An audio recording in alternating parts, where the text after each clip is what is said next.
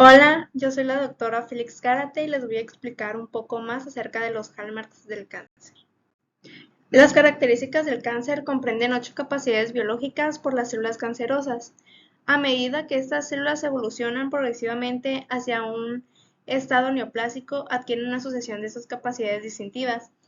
Entre estas 8 capacidades o estas 8 características están sostener la señalización proliferativa, evadir los supresores de tumores, resistir la muerte celular, habilitar la inmortalidad replicativa, inducir la angiogénesis, activación de la invasión y la metástasis, reprogramación del metabolismo energético y por último tenemos la evasión de la destrucción inmunitaria.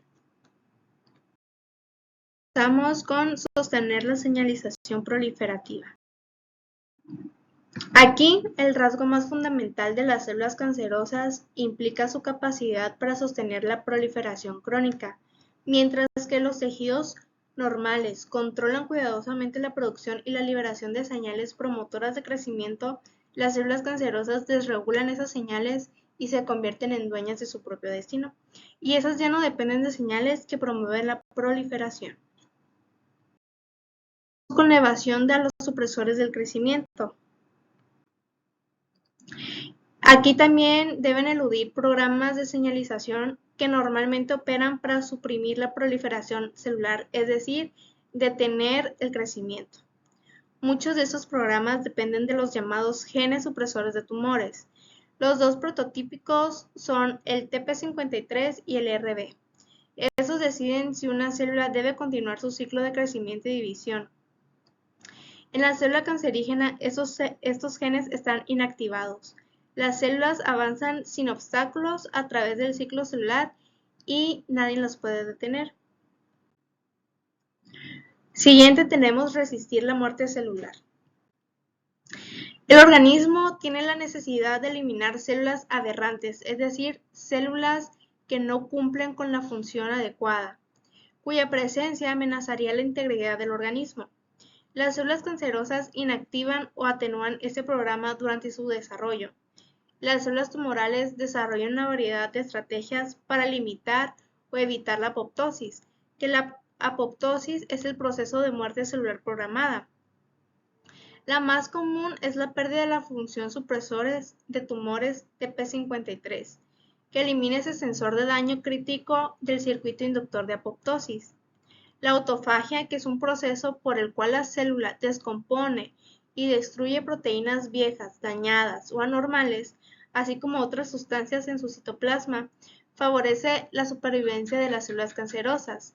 La inducción de la autofagia puede servir como una barrera para la tumorogénesis, que puede operar independientemente de la apoptosis o en conjunto con ella.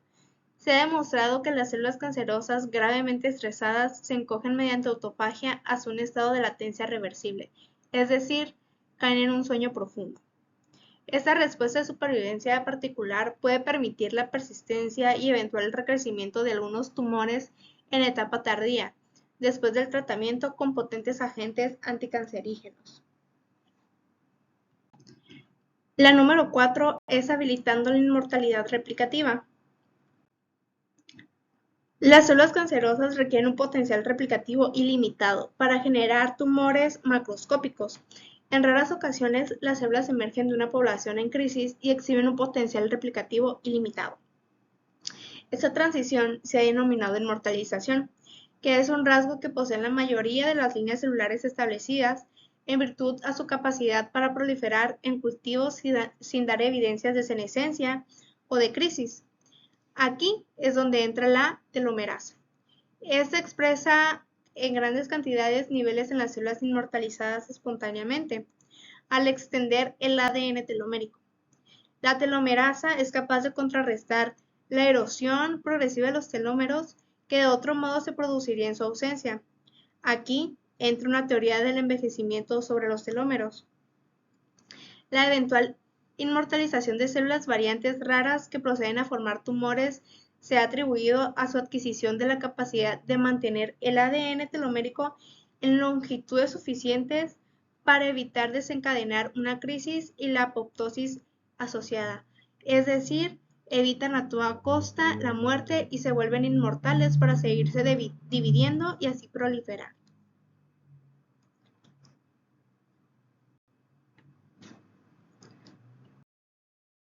tenemos la inducción a la angiogénesis.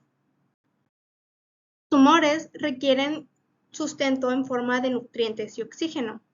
Durante la progresión del tumor, casi siempre se activa y permanece encendido, por así decirlo, un interruptor angiogénico, lo que hace que de la vasculatura normalmente inactiva surjan continuamente nuevos vasos, que estos nuevos vasos ayudan a sostener los crecimientos neoplásicos en expansión.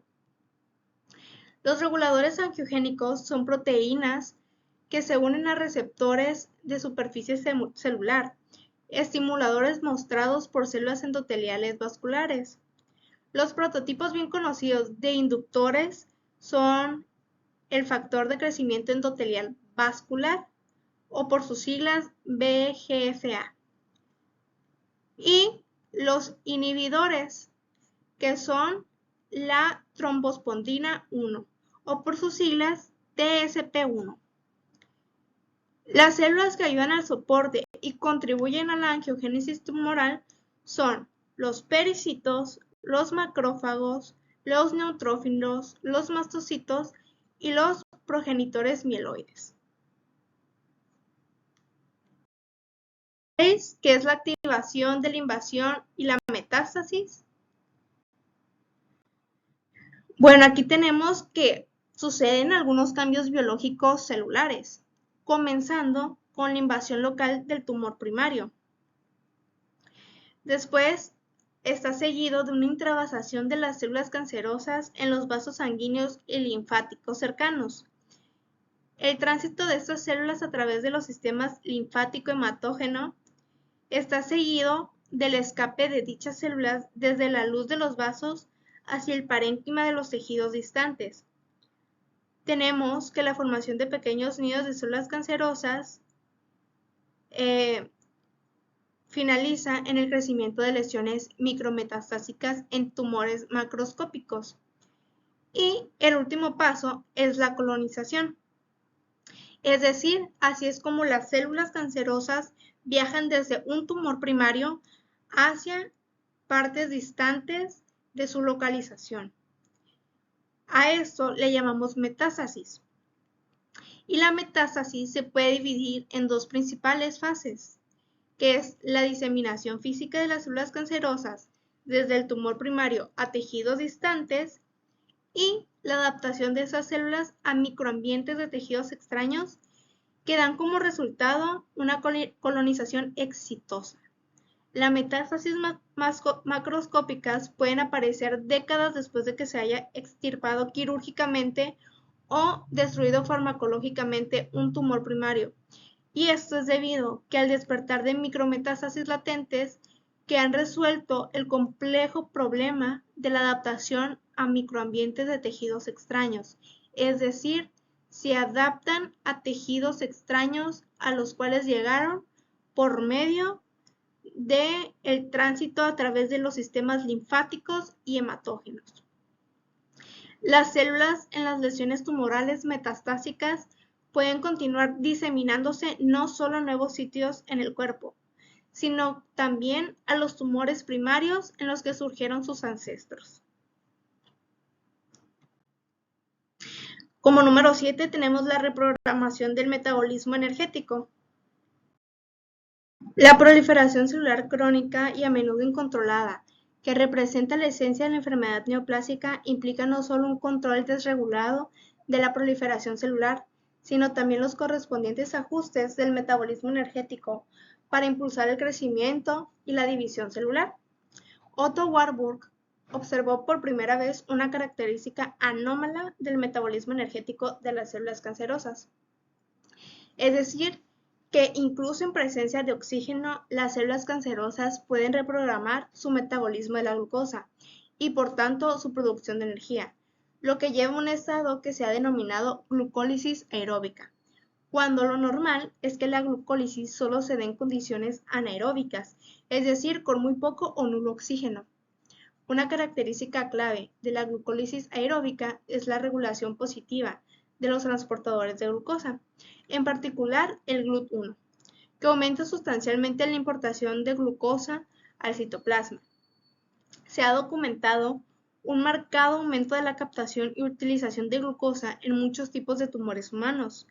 La glucólisis aeróbica desempeña un papel importantísimo en el apoyo a los programas biosintéticos multifacéticos necesarios para la proliferación sostenida de las células cancerosas. Y nuestra última característica es la evasión de la proliferación inmunitaria. Bueno, pues los cánceres detectables clínicamente, de alguna manera, han logrado evitar la detección por parte de las distintas ramas del sistema inmunitario o han podido limitar la extensión de la destrucción inmunológica, evitando así la erradicación. Las células cancerosas pueden analizar los CTL y las células natural killer infiltrantes mediante la secreción de TGD, beta u otros factores inmunosupresores. Al expresar ligandos inmunosupresores de la superficie celular que previenen la activación de los mecanismos citotóxicos de los CT, formar un sistema de control ligandos y receptores que sirven para limitar las respuestas inmunitarias con el fin de evitar la autoinmunidad. Y a través del reclutamiento de células inflamatorias pueden suprimir activamente la actividad del CTL, incluidas células T reguladoras y las células supresoras derivadas de mieloides. Tenemos como conclusión que esas 8 capacidades cualitativamente distintas parecen ser una parte integral de la mayoría de las formas letales del cáncer. El equilibrio y la importancia relativa de sus respectivas contribuciones a la patogenia de la enfermedad varían desde los tipos de cáncer y algunas características pueden estar ausentes o ser de menor importancia en algunos casos.